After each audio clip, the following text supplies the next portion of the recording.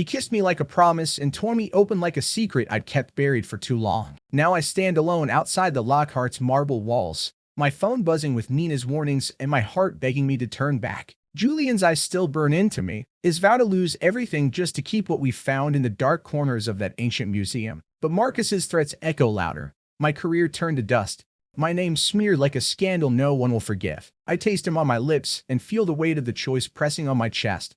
Run from him and bury this fire forever, or step into the storm with him and let the world tear us apart. I came to Chicago to find myself, but maybe I found a truth too dangerous to hold. I stepped off the bus in Chicago, my backpack heavy with sketch pads and dreams. At 21, I was Ethan, an art history student who'd somehow landed a summer internship at the Lockhart Museum, a place so prestigious it felt like stepping into a myth. My heart raced, not just from excitement but from fear. I'd always been the quiet kid, the one who faded into the background, my thoughts louder than my voice. Growing up in a small town, I'd learned to hide parts of myself, especially the part that stirred when I looked at men. I wasn't sure who I was supposed to be here, but I wanted to be seen. The museum loomed ahead, all marble and shadows. Its arched entrance swallowed me as I walked in, my sneakers squeaking on the polished floor. The air smelled of old wood and wax, and the gallery stretched like a labyrinth. I was here to catalog rare manuscripts, a task that felt both thrilling and terrifying. My advisor had warned me about the head curator, Julian Caldwell, a legend in the art world. Brilliant but distant, she'd said. I imagined a cold, gray-haired scholar. I was wrong. Ethan Harper, a voice called, deep and smooth, cutting through the hum of my nerves. I turned, and there he was, Julian, tall, maybe 6 feet 2 inches, with salt and pepper hair and sharp blue eyes behind thin glasses. He was 44, I later learned, but his presence made him seem timeless. His tailored suit hugged his frame, and his gaze pinned me in place. I bit my lip, a habit when I stealth out of my depths. That's me, I said, my voice smaller than I wanted. I adjusted my backpack, feeling like a kid playing dress-up. Welcome to the Lockhart, Julian said, extending a hand. His grip was firm, his fingers warm. You're here for the manuscripts. Follow me. We walked through dim-lit halls, past paintings that seemed to watch us. Julian moved with purpose, his steps echoing. He explained the internship.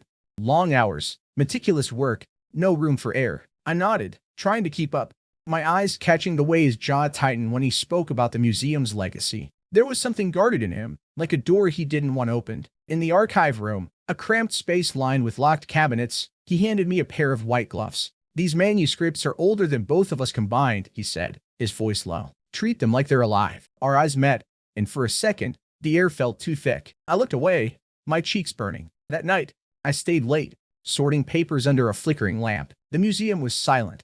Dearest, I heard footsteps and looked up. Julian stood in the doorway, his tie loosened, a shadow of stubble on his face. You're still here, he said, not a question. Trying to get a head start, I mumbled, my hands trembling as I stacked pages. He stepped closer, leaning over to inspect my work. His sleeve brushed my arm, and my breath caught. He didn't move away. Why this internship, Ethan? He asked, his voice softer now, like he was peeling back a layer. What are you chasing? I froze. No one ever asked me that. I want to matter, I said, the words spilling out before I could stop them. To be more than just background noise. He didn't laugh or dismiss me. His eyes held mine, searching, like he saw something I didn't. You're not background noise, he said. So quiet I almost missed it. Then he straightened, his face closing off again. Don't stay too late. He left, and I stood there, my heart pounding. I didn't know what that moment was, but it felt like a spark in a room full of dry wood. I was scared of what I felt, scared of what it meant. Back in my tiny apartment, I lay awake, replaying his words, his closeness. I'd come to Chicago to find myself, but now I wondered if I was stepping into something I couldn't control. Nina, my best friend, called the next morning. So, how's the fancy museum? She teased, her voice crackling through the phone. I told her about Julian, leaving out the spark. She laughed. Sounds like you've got a crush on your boss already. Be careful, Ethan. Those older guys, they're trouble. I brushed her off, but her words stuck. Trouble. Was that what Julian was? I didn't know yet, but I felt the pull, like a tide dragging me under. The museum was a maze, and I was already lost. The next week at the Lockhart Museum pulled me deeper into its rhythm and into Julian. My days were a blur of manuscripts, but it was the moments with him that burned brightest. We were thrown together more than I expected. Julian insisted on overseeing my work personally, claiming the manuscripts were too delicate for anyone else. I didn't question it, but part of me wondered if it was an excuse to be near me. The thought made my stomach twist. One morning, we were in the archive, sorting through a 17th century journal. Our elbows brushed as we reached for the same page. I jerked back, muttering an apology. Julian's hand lingered on the table, his fingers inches from mine. "You don't need to apologize," he said, his voice low, eyes flicking to mine. "You're doing fine." The air hummed, and I bit my lip, trying to focus on the faded ink instead of the heat in my chest. "Tell me about this one," he said, pointing to the journal, but his gaze stayed on me. I stammered through an explanation, something about a monk's confessions, but my mind was on the way his glasses slipped slightly down his nose, the way he pushed them up with a quick, precise motion. He nodded, but his smile felt prided, like it was just for me. "You see things others miss," he said. I didn't know if he meant the manuscript or something else. That evening, a pipe burst in the storage wing, forcing us to move crates of artifacts to a dry room. Julian stayed late to help, his sleeves rolled up, revealing strong forearms dusted with dark hair. We worked side by side, passing heavy boxes. Once, our hands met on a crate's handle, and neither of us pulled away. His thumb grazed mine, deliberate. My breath hitched, and I looked at him, his eyes dark under the dim light. "Careful," he murmured, but it didn't sound like he meant the crate. "Ethan," Daniel's voice cut through the moment. The other intern stood in the doorway, his smirk sharp. "Didn't know you were so dedicated." His eyes flicked to Julian, then back to me, like he'd caught us stealing. Julian stepped back, his face unreadable, and handed me a box. "Finish up," he said, then left without another word. Daniel lingered, watching me too closely. "You're getting cozy with the boss," he said, his tone teasing but etched. I shrugged, my face hot, and turned away. Later, alone in the archive, I replayed that touch, Julian's low voice, the way his presence filled the room. I wanted to believe it was nothing, but my body disagreed. At night, I tossed in bed, torn between excitement and dread. I'd never felt this kind of pull before, not with anyone. It was thrilling, but it scared me. What was I doing? He was older, my boss, a man with a past I didn't know. I wasn't even out to most people. This felt like stepping off a cliff. Mina called again, her voice sharp through the phone. "You're quiet about this Julian guy." "Spill." I admitted we'd been working together a lot. "Ethan, don't be stupid," she said. "He's your boss. And what do you even know about him? You're not exactly experienced." Her words stung, but they weren't wrong. I was in over my head, and I knew it. The next day, Julian found me in the break room, pouring coffee. "You're avoiding me," he said, leaning against the counter, too close. I shook my head, but my hand shook, spilling coffee. He reached out, steadying my wrist. His touch lingered, his fingers warm against my skin. "You're nervous," he said, not a question. I swallowed, unable to look away. "I'm just trying to do my job," I said, but my voice cracked. "Then why do I feel like you're hiding?" he asked, his tone soft but piercing. He stepped closer, his breath warm on my cheek. "You don't have to hide from me, Ethan." My heart slammed against my ribs. I wanted to say something, anything, but the words wouldn't come. The door swung open, Daniel again, his eyes narrowing. "Meeting in 10, he said, smirking. Julian pulled back, his face a mask again. "Be there," he said to me, then left. I stood frozen, my wrist still tingling where he'd touched me. This wasn't just a crush anymore. It was a current, pulling me somewhere I wasn't sure I could handle. Daniel's knowing looks, Nina's warnings, they all screamed at me to stop. But Julian's voice, his eyes, the way he saw me, it was like he'd cracked open a part of me I'd kept locked. I didn't know if I wanted to run toward him or away. The museum felt different after that night in the storage room. Every glance from Julian carried weight, every word a hidden etch. I tried to focus on the manuscripts, but my hand shook when he was near. I told myself it was nothing, that I was imagining the heat in his eyes. But deep down, I knew better. I wanted him, and that truth terrified me. I'd spent years dodging who I was, afraid of what it meant. Now, Julian was unraveling that fear, and I wasn't ready. One evening, a staff gala filled the museum's main hall with clinking glasses and fake laughter. I wore a borrowed suit, feeling like an imposter among the donors and curators. Julian was across the room, sharp in a black tux, talking to a board member. His eyes found mine through the crowd, holding me there. I looked away, my chest tight, and grabbed a glass of wine to steady myself. Nina's voice echoed in my head. "Be careful, Ethan." But careful wasn't an option anymore. After the gala, the museum emptied, leaving only a few stragglers. I stayed to help clean up, stacking chairs in the archive room. Julian appeared, his tie undone, jacket slung over his shoulder. "You don't have to do that," he said, his voice soft but firm. I shrugged, avoiding his gaze. "I don't mind." He stepped closer, his shadow falling over me. "You're always staying late," he said. "Why?" I froze, my hands gripping a chair. "I like the work." I lied. He tilted his head, like he could see through me. "Is that all?" His voice was low, pulling at something deep inside me. I bit my lip hard, trying to keep the words in, but they came anyway. "I don't know what I'm doing here," I admitted, my voice barely a whisper. With you. He didn't move, but his eyes darkened, intense. You think I do? He said, almost to himself. The air between us crackled. We were alone, the museum silent except for the hum of distant lights. He stepped closer, so close I could smell his cologne, sandalwood, sharp and warm. My heart pounded as he reached out, his fingers brushing my jaw. Ethan, he said, my name a question, a plea. I should have pulled away. I should have remembered Nina's warnings, Daniel smirks, the fact that he was my boss. But I didn't. I leaned into his touch, my breath shallow. His thumb traced my lower lid, and I shivered. Tell me to stop, he said, his voice rough. I couldn't. I didn't want to. Instead, I closed the gap, my lips meeting his. The kiss was hesitant at first, like we were both afraid it would break us. Then it deepened, urgent, his hand sliding to the back of my neck, pulling me closer. My fingers clutched his shirt, the fabric crumpling under my grip. It was electric, forbidden, everything I'd never let myself want. His stubble grazed my skin, and I gasped against his mouth, overwhelmed. He pulled back, his forehead resting against mine, his breath uneven. We shouldn't, he whispered, but his hands didn't let go. I know, I said, my voice shaking, but I didn't move either. The weight of it hit me, fear, desire, shame, all tangled together. I'd never kissed a man before, but like this. It felt like jumping off a cliff, thrilling and terrifying. What are we doing? I asked, my eyes searching his. I don't know, he admitted, his voice raw, but I can't stop thinking about you. His words hit me like a punch, stripping away my defenses. I wanted to believe him, but doubt clawed at me. Was this real? Or was I just a fleeting distraction? Footsteps echoed outside the archive. We sprang apart, my heart racing. Daniel stood in the doorway, his eyes narrowing. Late night, he said, his tone dripping with suspicion. Julian's face hardened, all traces of vulnerability gone. Just finishing up, he said, brushing past Daniel without a glance. I stood there, my lips still tingling, my mind a mess. That night, I lay awake, replaying the kiss, Julian's words, the way his hands felt. I was scared of what I felt, of what it meant, of Daniel's knowing look. I wanted to run from it,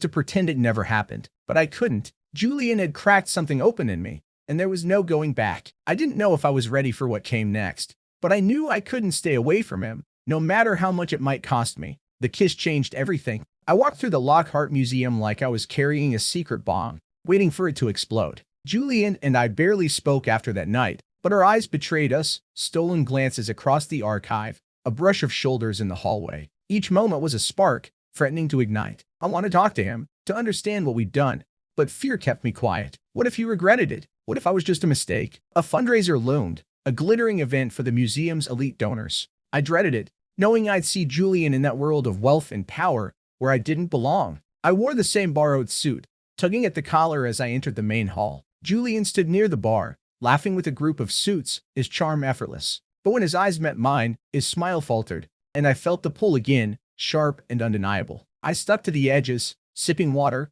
avoiding attention. Then a voice cut through the crowd. Ethan, right? I turned to find a man in his late 40s, polished, with dark hair and a predator's smile. He extended a hand. Marcus Tate. I'm a friend of Julian's. His grip was too tight, his eyes too knowing. I mumbled a greeting, my stomach twisting. Something about him screamed trouble. You're the new intern, Marcus said, leaning closer. Julian's been talking about you. His tone was smooth, but it carried an edge, like he was testing me. I shrugged, trying to play it cool. Just doing my job. Marcus smirked, swirling his drink. Oh, I bet. Julian's got a type. You know, young, eager, easy to dazzle. His words hit like a slap, planting doubt. Was that what I was to Julian? A type? Before I could respond, Julian appeared, his face tight. Marcus, he said, his voice cold. Didn't know you were back. Marcus's smile didn't waver. Just checking on my investment in your projects. His eyes flicked to me, and Julian's jaw clenched. Ethan, can you check the display labels? Julian said, dismissing me. I nodded,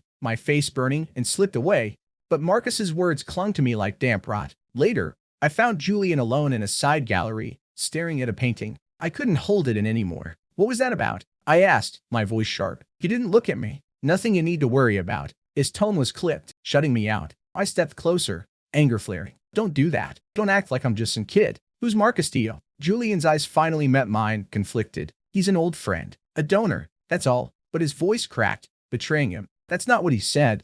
I pushed. He said you have a type. Is that what I am? A game. Julian flinched, his hands balling into fists. You don't know what you're talking about, Ethan. His words stung, but his eyes screamed something else, guilt. Maybe sear. Then tell me. I snapped, louder than I meant. Because I don't know what this is, Julian. That kiss. My voice broke, and I hated how raw it sounded. He stepped closer, his voice low, urgent. You think I planned this? You think I wanted to? He stopped, running a hand to his hair. Marcus is trouble. Stay away from him. But it was too late. Daniel had been watching, lurking like a shadow. The next day, he cornered me in the break room, his smirk cruel. Heard you and Julian had a moment at the gala. Getting cozy. Huh? My heart sank. It's not like that. I lied, but my face gave me away. Daniel leaned in, his voice venomous. Careful, Ethan. People talk, and the board doesn't like scandals. That night, Marcus called Julian while I was nearby, finishing a catalog entry. I overheard enough, Marcus's voice, sharp and demanding, saying he'd pull his funding unless Julian dropped the distraction. Me. He meant me. Julian's response was muffled, but his tone was tense, defensive. When he hung up, he saw me standing there, my face pale. Ethan, he started, but I shook my head, walking away. My chest ached, like I was losing something I'd barely had. I called Nina, my voice shaking as I told her about Marcus, Daniel, the kiss. Get out of there, she said, her voice fierce. This is a mess, Ethan. He's playing with fire, and you're the one who'll get burned. But I couldn't leave, not yet. I needed to know if Julian felt what I did, or if I was just a fleeting thrill. The museum felt like a trap now, closing in, and I wasn't sure if I wanted to escape or dive deeper. The museum became a minefield after Marcus's threat. Every step felt like it could detonate my world. Julian and I avoided each other, but the tension between us was a live wire, sparking with every glance. I wanted to confront him, to demand answers, but fear choked me. What if Marcus was right? What if I was just a game to Julian? My heart warred with my head, and I was losing. Daniel's whispers grew louder. I caught him muttering to another intern, his eyes flicking to me, his smirk sharp as a blade. Julian's pet project, he called me, loud enough for others to hear. The words burned, but worse was the way people started looking at me, curious, judgmental. Gossip spread like wildfire, and I felt it closing in. At night, I barely slept, haunted by Julian's kiss, Marcus's sneer, and the fear that I'd ruined everything I'd worked for. One morning, I found a note slipped under my apartment door. Meet me at the archive, midnight. Jay. My pulse raced. Part of me wanted to ignore it, to run from the chaos. But I couldn't. I needed to know where we stood. That night, the museum was a tomb, silent except for my footsteps. Julian was waiting in the archive, his face shadowed under the dim lamp. You came, he said, his voice low, almost surprised. Why am I here, Julian? I asked, my voice sharper than I meant. Because Marcus thinks I'm a distraction? Because Daniel's telling everyone we're... I couldn't finish, my throat tight. Julian stepped closer, his eyes intense. I didn't ask for this, Ethan, he said, his voice raw. You think I wanted to feel this way? You're under my skin, and I can't shake it. His words hit me hard, but anger flared hotter. Then why let Marcus control you? I snapped. Why act like I'm nothing when he's around? Julian's face twisted, pain flashing in his eyes. You don't understand, he said. Marcus has power here. If he pulls his funding, the museum could lose everything. I can't let that happen. So on the price? I asked, my voice breaking. You kiss me, make me feel something, then push me away because of him? Julian reached for me, but I stepped back. Don't, I said, my chest aching. You don't get to do that. Not after making me think. I stopped, tears stinging my eyes. I hated how vulnerable I sounded, how much I cared. Ethan, he said, his voice cracking. I'm trying to protect you. This place, these people, they'll destroy you if they know. His words felt like a confession, but they also felt like a betrayal. Protect me? I shot back. Or protect yourself. You scared, Julian. You scared of what this means. He flinched, like I'd struck him, but he didn't deny it. The next day, the board called an emergency meeting. I wasn't invited, but Daniel made sure I heard the rumors. They're talking about Julian's conduct, he said, smirking as he leaned against my desk. Guess someone saw you two getting cozy. My stomach dropped. I wanted to scream that it wasn't true, that we hadn't done anything wrong. But the kiss, the truth, burned in my chest. That evening, I found Julian in his office, his face drawn. They're investigating me, he said, not looking up. Someone reported inappropriate behavior. If Marcus pushes, I could lose my job. His voice was flat, but his hands shook as he sorted papers. I felt sick. This is my fault, I said, my voice barely audible. Julian's head snapped up. No, he said fiercely. This is on me. I crossed the line. Then why does it feel like I'm the one paying for it? I asked, tears spilling over. Everyone's talking, Julian. They think I'm some kid chasing you for a boost. I didn't ask for this. He stood, crossing the room in 2 strides, his hands hovering like he wanted to touch me but didn't dare. I know, he said. I'm sorry, Ethan. I never meant. He stopped, his jaw tight. You should go. Leave the internship. Save yourself. His words cut deeper than anything. You want me to run? I asked, my voice shaking with anger. After everything? You're giving up. He looked away, his silence louder than any answer. I turned and walked out, my heart splintering. I didn't look back. Nina was waiting at my apartment, her face grim. You look like hell, she said, pulling me into a hug. I told her everything, the kiss, Marcus, the rumors. Get out now, she said, her voice fierce. This is bigger than you. He's not worth it. But as I sat there, staring at the ceiling, I wasn't sure. Julian was a risk, but he was also the first person who'd made me feel alive. And now, I was losing him, and myself, in the wreckage. I quit the internship the next day, emailing my resignation to the board with shaking hands. Walking away from the Lockhart felt like abandoning a piece of myself. But Julian's words, save yourself, echoed like a warning. I avoided the museum, ignored his calls, and buried myself in my apartment, sketching to drown out the ache. But every line I drew turned into his face, those sharp blue eyes, the regret in his voice. I hated how much I still wanted him. 3 weeks later, a storm hit Chicago, rain pounding my windows. I was staring at a half-finished sketch when my buzzer rang. My heart stopped when I heard his voice through the intercom.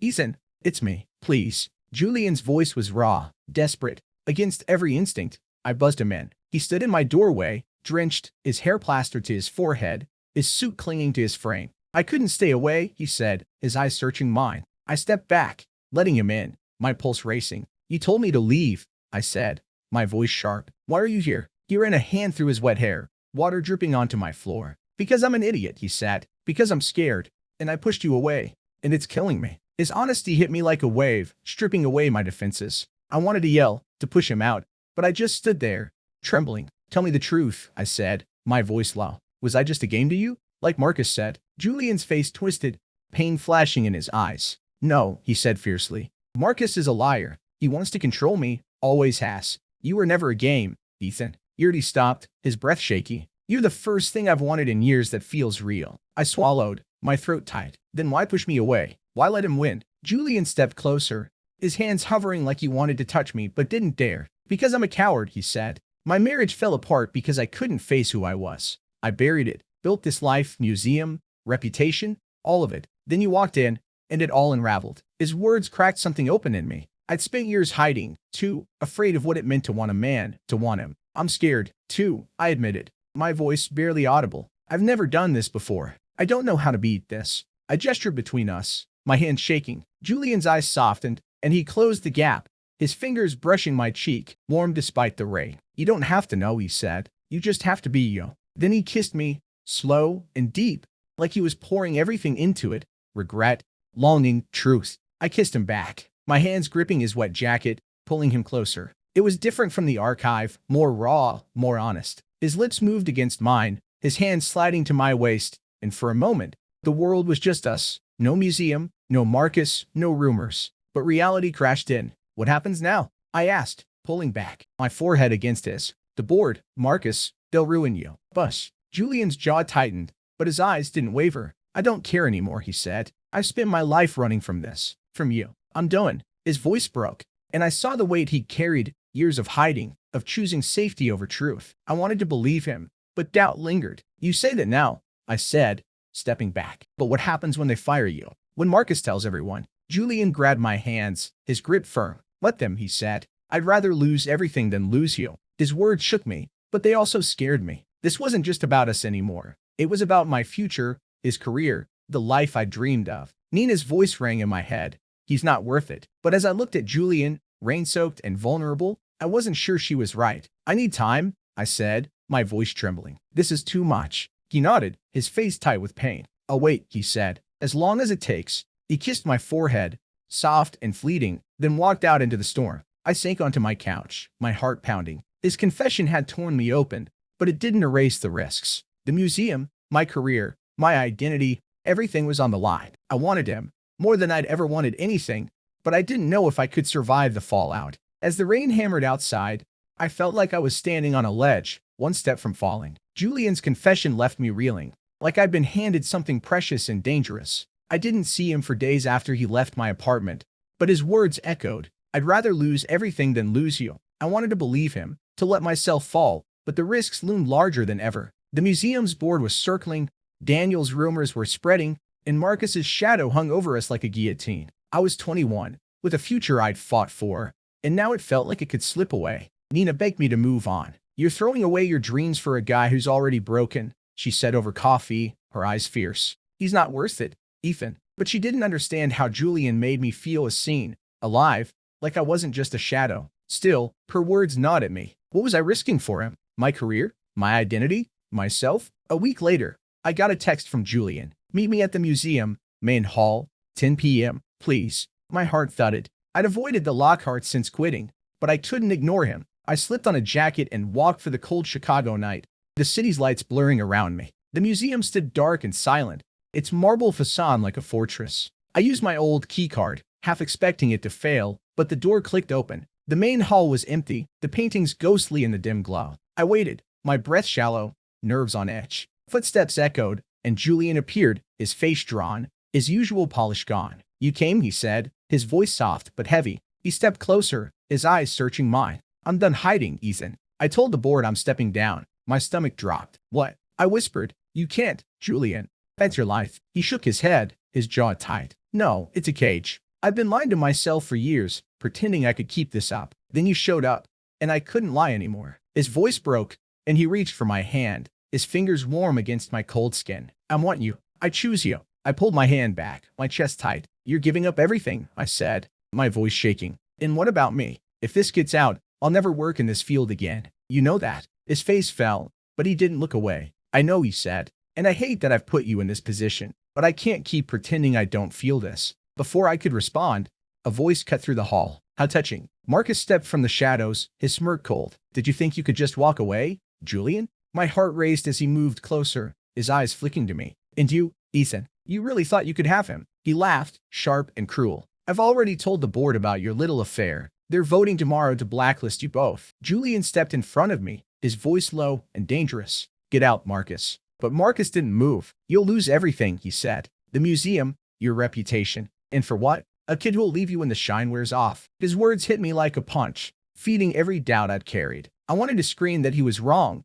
but fear choked me. Ethan, Julian said, turning to me, his eyes pleading. Don't listen to him. You know what this is. But did I? My mind spun. Julian's sacrifice, Marcus's threat, my future hanging by a thread. I backed away, my breath ragged. I can't do this, I said, my voice barely audible. I need to think. Julian's face crumpled, but he nodded. I'll be here, he said, whatever you choose. I turned and walked out, Marcus's laughter echoing behind me. The night air hit me like a slap, but I kept moving, my thoughts a storm. I could run, leave Chicago, start over, protect my future, or I could stay, fight for Julian, and risk everything. My phone buzzed. Nina, probably, begging me to let go. I didn't answer. I stood on the street, the museum looming behind me, its doors open but leading to a choice I wasn't ready to make. My heart screamed one thing, my fear another. I whispered to myself, what do I want? The answer was there, but so was the cost, and I didn't know if I could pay it.